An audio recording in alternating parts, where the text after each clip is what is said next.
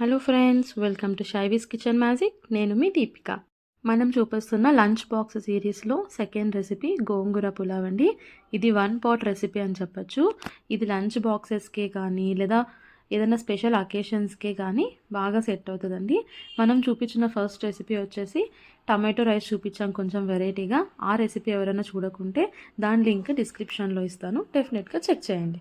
So ఇప్పుడు గోంగూర పులావ్ చేసుకునే ముందు మనము రైస్ని నానబెట్టుకోవాలి. ఇక్కడ నేను చూపిస్తున్నాను కదా, ఈ కప్ తోటి ఒక 5 cups నానబెట్టుకున్నానండి. ఆ 5 cups రైస్ని నానబెట్టుకొని అట్లీస్ట్ ఒక ½ hour అయినా నానబెట్టుకోవాలి. రైస్ నానేలోపు మనం ఇక్కడ ఏం చేయాలంటే ఒక బాండీ స్టవ్ పైన పెట్టుకొని అందులోకి ఒక 3 tablespoons దాకా ఆయిల్, అలాగే ఒక 2 tablespoons దాకా నెయ్యిని యాడ్ చేయాలి. ఈ ఆయిల్ ఇంకా నెయ్యి బాగా కరిగిన తర్వాత ఇందులోకి చెక్క, లవంగ, ఇలాచి, స్టార్, మొగ్గ, బిర్యానీ ఆకు ఇవన్నీ వేసి బాగా ఫ్రై చేయాలన్నమాట. కొంచెం మంచి స్మెల్ వచ్చేదాకా ఫ్రై చేసుకోవాలి. ఇవన్నీ బాగా ఫ్రై అయిన తర్వాత ఒక పెద్ద ఉల్లిపాయని ఇలా సన్నగా పొడుగ్గా తరుక్కోవాలి. ఆ ఉల్లిపాయలను కూడా ఇందులో వేసేసి మీడియం ఫ్లేమ్లో కలర్ చేంజ్ అయ్యేదాకా ఫ్రై చేసుకోవాలన్నమాట. ఈ ఆనియన్స్ అనేవి ఇలా గోల్డెన్ బ్రౌన్లోకి రావాలి. అప్పుడే ఈ రైస్ అనేది కొంచెం టేస్టీ చాలా బాగుంటుంది అనమాట. ఇలా గోల్డెన్ బ్రౌన్లోకి వచ్చిన తర్వాత మనము ఫ్రెష్గా రుబ్బుకున్న అల్లం వెల్లుల్లి పేస్ట్ని యాడ్ చేయాలి. ఇది కూడా 1 స్పూన్ దాకా యాడ్ చేశానండి. 1 tablespoon అల్లం వెల్లుల్లి పేస్ట్ కూడా యాడ్ చేసి బాగా ఫ్రై చేసుకోవాలి. ఒక 2 minutes పచ్చి స్మెల్ పోయేదాకా ఫ్రై చేసుకోవాలి. ఇప్పుడు ఇందులోకి ఒక మీడియం సైజు టమోటాని సన్నగా పొడుగ్గా తరుక్కొని వేసుకోవాలి.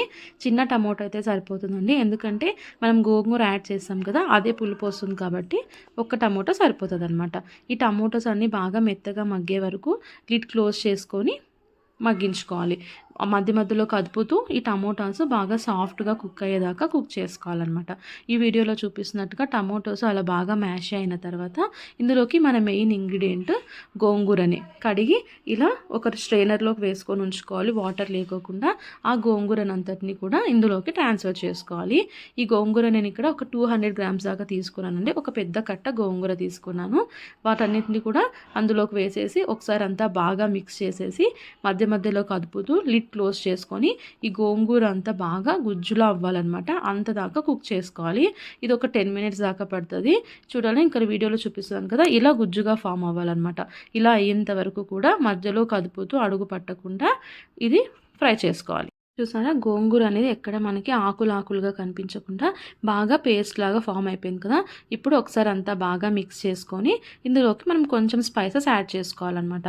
ఎక్కువ స్పైసీగా ఉండదన్నమాట. ఇది పిల్లలు తినేలాగానే లెస్ స్పైసీగా అండ్ మైల్డ్గానే ఉంటుందన్నమాట. ఇదంతా ఒకసారి మిక్స్ చేసుకొని ఇప్పుడు ఇందులోకి మనకి రుచికి సరిపడా సాల్ట్ని యాడ్ చేసుకోవాలి. ఒక 2 tablespoons దాకా సాల్ట్ని, అలాగే ఒక ½ tablespoon దాకా పసుపుని, తర్వాత ధనియాల పొడి ఒక tablespoon దాకా యాడ్ చేసుకోవాలి.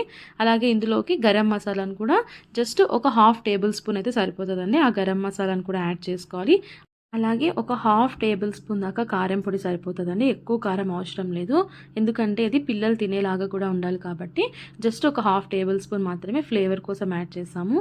ఇంకా దీంట్లో మనం చిల్లీస్ కూడా యాడ్ చేస్తాం కాబట్టి కారం అనేది ఎక్కువ యాడ్ చేసుకోకుండా జస్ట్ కొంచెం యాడ్ చేసేసి ఇవంతా కూడా మాడకుండా లో ఫ్లేమ్లోనే బాగా మిక్స్ చేసుకోవాలి.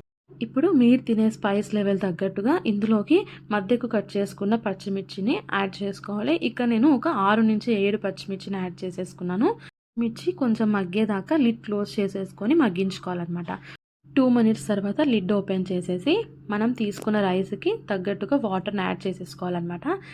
ఇక్కడ 1 కప్పుకి 2 కప్పుల దాకా వాటర్ని యాడ్ చేసేసుకోవాలన్నమాట. నేను ఇక్కడ 5 cups రైస్ తీసుకున్నాను కాబట్టి 10 cups వాటర్ తీసుకున్నాను.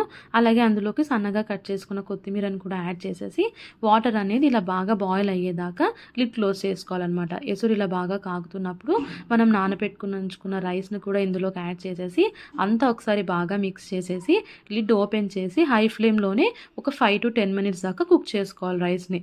రైస్ అనేది 50% కుక్ అయిన తర్వాత అంతా ఒకసారి మిక్స్ చేసుకొని లిడ్ హాఫ్ క్లోజ్ చేసుకొని ఒక 5 to 10 minutes దాకా కుక్ చేసుకోవాలి. 5 to 10 minutes తర్వాత ఇంకా 10% రైస్ కుక్ అవ్వాలి అనే టైంలో కంప్లీట్గా సిమ్ చేసేసి లిడ్ కంప్లీట్గా క్లోజ్ చేసేసి ఒక 5 to 10 minutes కుక్ చేసేసుకొని స్టవ్ ఆఫ్ చేసేసుకొని 10 to 15 minutes తర్వాత లిడ్ ఓపెన్ చేసి చూసారంటే పొడి పొడిగా ఉన్న గోంగూర పలావ్ మనకి రెడీ అయిపోతుంది అనమాట. ఇదంతా అవసరం లేదు అనుకుంటే ఈ కంప్లీట్ ప్రాసెస్ని మీరు కుక్కర్లో కూడా చేసేసుకోవచ్చు. కుక్కర్లో ఏం చేయాలంటే వాటర్ అండ్ రైస్ని యాడ్ చేసేసి మీడియం ఫ్లేమ్లో 3 to 4 విజిల్స్ ఇప్పించేసేసి స్టవ్ ఆఫ్ చేసేసి 15 మినిట్స్ తర్వాత లిడ్ ఓపెన్ చేసేసి పలావ్ని ఎంజాయ్ చేసేయచ్చు అనమాట. ఈ పలావ్ని వెజిటేరియన్స్ అయితే చిల్డ్ కుకుంబర్ రైతాతో, నాన్ వెజిటేరియన్స్ అయితే చికెన్ ఆర్ మటన్ కర్రీతో సర్వ్ చేసుకుంటే టేస్ట్ అనేది చాలా బాగుంటుందండి. అలా ప్లెయిన్ కర్డ్తో కూడా తినేసేయచ్చు. డెఫినెట్గా నా రెసిపీ ట్రై చేసేసి కామెంట్ని షేర్ చేయండి. ఇంకా మీ ఫ్రెండ్స్ అండ్ ఫ్యామిలీతో షేర్ చేసేసుకోండి. నా ఛానల్ని డెఫినెట్గా సబ్స్క్రైబ్ చేసుకోండి.